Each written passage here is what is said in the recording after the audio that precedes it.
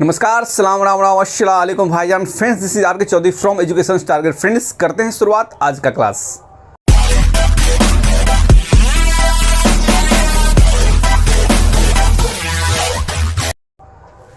Friends, आज जो हम लोग पढ़ने जा रहे हैं अधिगम अक्षमता, दैट मीन्स अनएबिलिटी लर्निंग। ये जो टॉपिक है सीटेट एग्जाम में बहुत ज़्यादा पूछे जाते हैं और 1 से 2 मार्क्स डायरेक्ट हिट करते हैं और केवीएस एनवीएस का तो पसंदीदा टॉपिक है। क्वेश्चन आने ही आने, आप प्रीवियस ईयर क्वेश्चन बैंक उल्टा के देख लीजिए, कोई भी सेट आपको ऐसा नहीं मिलेगा जिसमें इससे 1 मार्क्स के क्वेश्चन ना आए हो।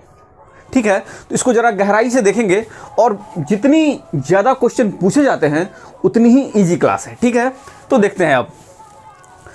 देखिए, सबसे पहले क्या होता है कि बच्चों में कुछ अक्षमताएं होती है, मतलब उसको मानसिक विकार कह सकते हैं, शारीरिक रूप से अक्षमता कह सकते हैं।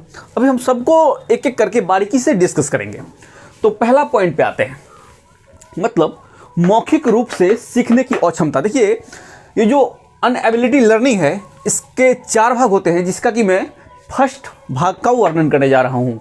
फर्स्ट हुआ मौखिक रूप से सीखने की अक्षमता, सेकंड हो गया पढ़ने की अक्षमता, थर्ड हो गया लिखने की अक्षमता और फोर्थ हो गया गणित संबंधी अक्षमताएं या समस्याएं।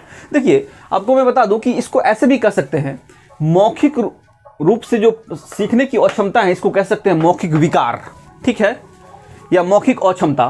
पढ़ने की जो अक्षमता है इसको पठन विकार कहेंगे, लिखने की जो अक्षमता है लेखन विकार कहेंगे और गणित संबंधी समस्याएं हैं गणित संबंधी अक्षमता या गणित विकार कह सकते हैं। क्योंकि क्वेश्चन जो आपको आएंगे तो इस तरीके से कहेंगे, और मतलब पठन विकार क्या है, ऑप्शन ए दे देगा एलेक्सिया, ऑप्शन बी में दे देगा डिस्पेक्सिया, ऑप्शन सी में लेक्सिकल डिस्कैल्कुलिया और ऑप्शन डी में दे देगा अफेजिया। तो आपको वहां पे क्लिक करना होगा एलेक्सिया। अब देखिए क्या होता है, अभी तो थोड़ा सा आपको लग रहा होगा क्या बोल रहे हैं, समझ में नहीं आ रहा। ठीक है फ्रेंड्स, तो देखते हैं। देखिए, बच्चों में मौखिक रूप से जो सीखने की अक्षमता है, डेट मीन्स मौखिक विकार है, वो उसके अंतर्गत अफेजिया और डिफेजिया आता है। सबसे पहली बात देखिए, ये कहिए मौखिक रूप से जो सीखने की अक्षमता है वो होती क्या है। देखिए, भाषा और संप्रेषण मैं बोल रहा हूँ ना, तो मतलब भाषा और संप्रेषण संबंधी जो अधिगम आवश्यकता होती है ना, वही मौखिक विकार कहलाती है। अब बच्चा जो है, कोई भी बच्चा मतलब अपनी विचारों को जब व्यक्त कर रहा होता है उसमें कठिनाई महसूस करता है, मतलब अपने विचारों को सही से व्यक्त नहीं कर पाता है, वही जो है सो मौखिक विकार कहलाता है। इसमें जो है सो इसके पार्ट में आएंगे अफेजिया और डिस्फेजिया। ठीक है, तो आप इसको याद कर लेंगे और इस तरीके से क्वेश्चन कर देगा कि मौखिक विकार क्या है। ऑप्शन दे देगा aphasia, option B dysphagia, option C इनमें से कोई नहीं और ऑप्शन डी दोनों। तो वहां पे आप दोनों को क्लिक करेंगे। ठीक है, तो इस तरीके से क्वेश्चन आएंगे। ये इसके पार्ट नहीं, ये बाहरी पार्ट है, ये आजकल क्वेश्चन पूछे जाने लगे हैं, इसको लास्ट में देखेंगे। सेकंड पॉइंट पे आते हैं, पढ़ने की अक्षमता। फ्रेंड्स देखिए, पढ़ने की अक्षमता डेट मीन्स पठन विकार, मतलब पढ़ने में जो परेशानियां आ रही हैं, कठिनाइयां आ रही हैं, उसकी बात कर रहे हैं। मतलब इसके जो पार्ट हैं एलेक्सिया, डिसलेक्सिया, मतलब अगर इस तरीके से क्वेश्चन करें कि पठन विकार क्या है, option A alexia, option B dyslexia. अब सबसे पहली बात ये जान लीजिए आप कि पठन संबंधी विकार होता क्या। जिस तरह आपने देखा कि मौखिक विकार क्या होता है, उसी तरह पठन संबंधी विकार। देखिए फ्रेंड्स, आपको यहाँ पे मैंने लिख दिया है, पढ़ने में, लिखने में, शब्द पहचानने में, याद करने में, समझने में और अक्षर के क्रम को पहचानने में। देख लीजिए, सबसे बड़ी बात मैं आपको ये बता दूं, कन्फ्यूजन की बात कर रहा है। मतलब मैं जो पढ़ रहा हूँ उसमें जो समस्या आती है, पठन विकार तो है ही, लेकिन उसमें जब मैं पढ़ रहा हूँ तो वहाँ पर लिखना भी, पढ़ना भी आता है, लिखना भी आता है। ये जो आप कन्फ्यूजन कीजिएगा, बहुत से मतलब क्वेश्चन आते हैं कि लेखन विकार के अंतर्गत क्या आता है, तो आप सिर्फ यहाँ पे इसको टिक करेंगे, लेकिन वहाँ पर जो है सो ये थोड़ा कन्फ्यूज करने के लिए डाल देगा, क्योंकि ये पठन विकार में भी आता है। अब देखिए कैसे आता है, एक बार फिर से देखते हैं। पठन विकार में जो समस्या आती है, पढ़ने में, लिखने में, शब्दों को पहचानने में, याद करने में, समझने में और अक्षरों के क्रम को पहचानने में। देख लीजिए फ्रेंड्स, अब ये कहने वाली क्या बात है, कन्फ्यूजन की बात कर रहा है। अब मान लीजिए अक्षर पहचानने की क्या बात हुई, अगर मान लीजिए कि कोई लेटर है बी, है ना, बी, सॉरी, कोई लेटर है इंग्लिश का बी, बच्चा क्या करता है, जिसको पठन विकार है उसको बी नहीं पढ़ के वो डी पढ़ लेता है। ठीक है, यही बात है, पठन विकार मतलब वो कंफ्यूज कर जा रहा है। अगर लेटर है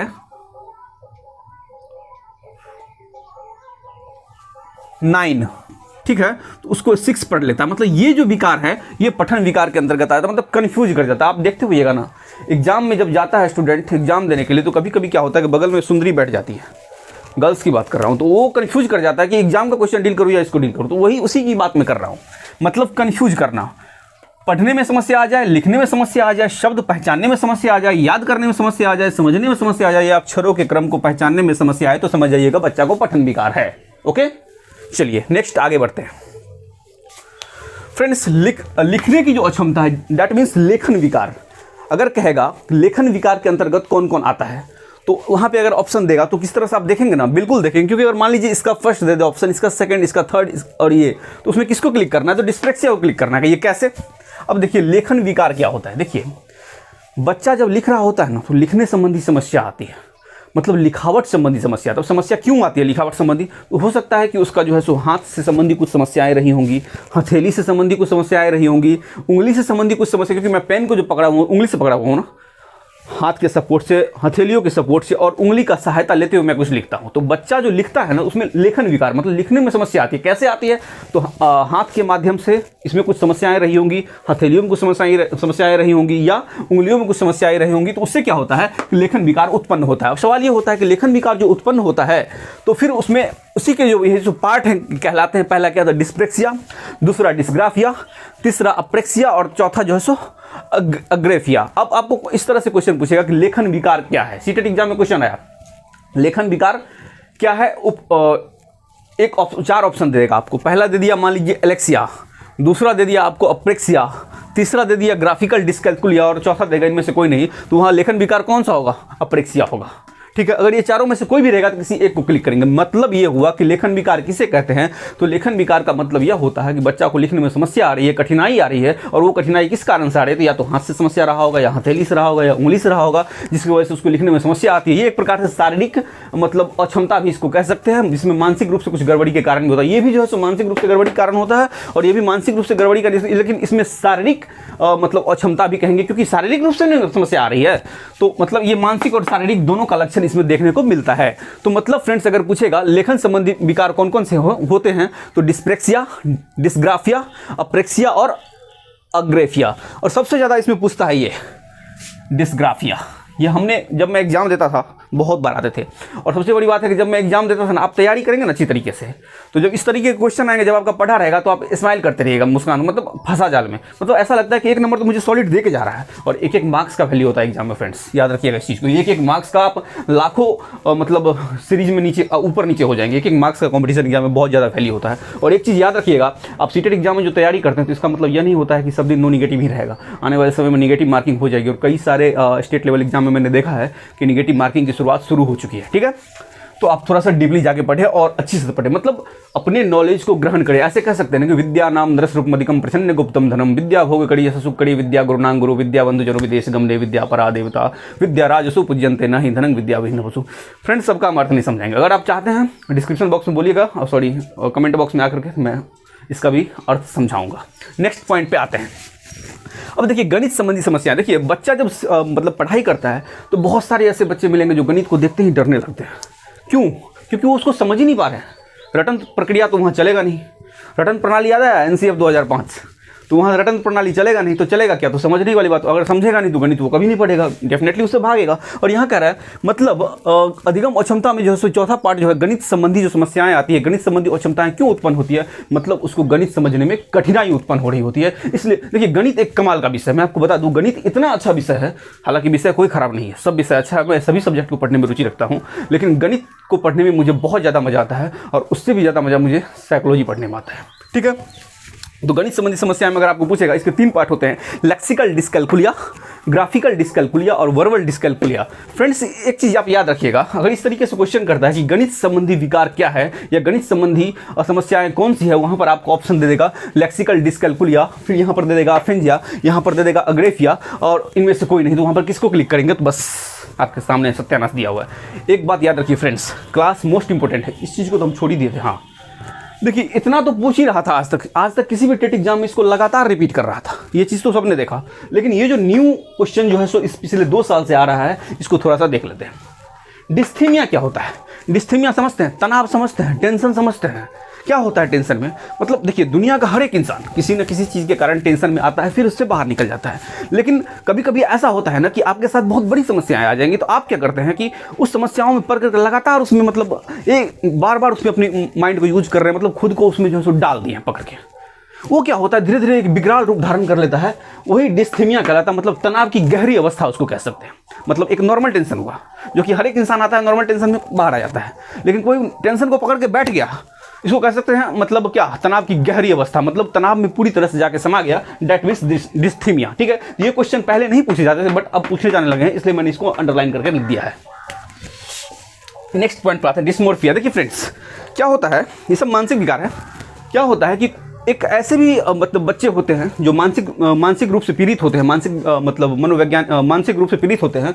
मतलब उसमें एक प्रकार का भ्रम बैठ जाता है। भ्रम क्या होता है कि मतलब मेरे जो है सो शरीर के जो अंग हैं वो छोटे हैं, दूसरे से कंपेयर करने लगता है, मतलब वो अपूर्ण है। मतलब जैसे मेरा हाथ है, दोनों हाथ मतलब छोटा है कोई एक से, मतलब कोई अंग पूरा पूर्ण रूप से विकसित नहीं है। इस तरीके से मतलब उसके मन में एक प्रकार का भ्रम बैठ जाता है, जिसको हम कहते हैं डिस्मॉर्फिया। ये दोनों जो क्वेश्चन है फ्रेंड्स, अब नए नए मतलब तरीके से पूछे जा रहे हैं और बार बार पूछे जा रहे हैं। पहले तो ये तो फिक्स था। जब मैं एग्जाम देता था ना, तो इसमें देखिए मोस्ट टाइम किसको रिपीट किया था, डिसलेक्सिया फिक्स है। ऐसे पूछता था कि डिसलेक्सिया किस प्रकार का विकार है, ऑप्शन देता था पठन विकार और लेखन विकार। वहां पर लोग फंसते थे, सीधा पठन विकार क्लिक करके आना है। डिस्ग्राफिया, ये दो क्वेश्चन जो है 1000 बार पूछा गया है। मैंने जितने भी सेट को ट्राई किया है, आप प्रीवियस ईयर क्वेश्चन बैंक उल्टा के देखिए, मजा आ जाएगा, उठा उठा के पूछेगा इससे कुछ।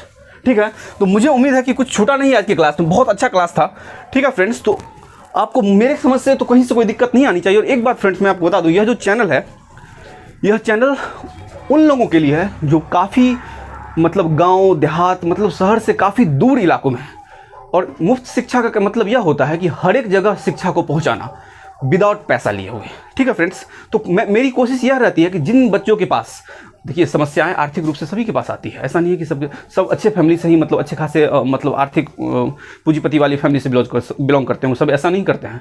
बट कुछ ऐसे भी बच्चे होते हैं जिनको पैसे की आर्थिक तंगी के कारण पटना दिल्ली जैसे शहरों में नहीं जा पाते हैं, तो उनके लिए ये चैनल एक बेस्ट मेरे तरफ से एक प्रयास है। अगर आपको किसी तरह की टॉपिक चाहिए होती है तो आप आके कमेंट बॉक्स में बताएं, क्योंकि ये जो एजुकेशन टारगेट चैनल है यह एक परिवार की तरह है और आप इस परिवार का हिस्सा है और मुझे बहुत खुशी होती है कि मैं आपके सहयोग में कुछ काम आ पा रहा हूँ। ठीक है फ्रेंड्स, तो कहीं से भी किसी भी प्रकार की समस्या आए, आप भी थोड़ा सा चैनल को कोऑपरेट करें, आगे बढ़ाएं, शेयर करें, लाइक करें, सब्सक्राइब करें। मेरा भी मनोबल बढ़ेगा, मैं आपको पढ़ाऊंगा और कोशिश करूंगा कि मैं आपको ज़्यादा से ज़्यादा दे सकूं और आपके ऊपर ज़्यादा से ज़्यादा मेहनत कर सकूं, क्योंकि ज्ञान एक ऐसा चीज़ है, इसको जितना बांटिएगा वो उतना बढ़ता चला जाएगा। ठीक है फ्रेंड्स, तो हमारे समझ से आपको अगर किसी भी प्रकार की टॉपिक पे वीडियो चाहिए तो आप बता सकते हैं कमेंट बॉक्स में आकर के, मैं उस पर बनाने की कोशिश करूँगा फ्रेंड्स। ठीक है, तो फ्रेंड्स एक बात मैं आपको कहना चाहूँगा कि जब आप खुद को तराशिएगा तो दुनिया आपको तराशेगी। तो उम्मीद है फ्रेंड्स आज का क्लास आपको बहुत अच्छी तरीके से समझ में आया होगा। थैंक यू, जय हिंद, जय भारत।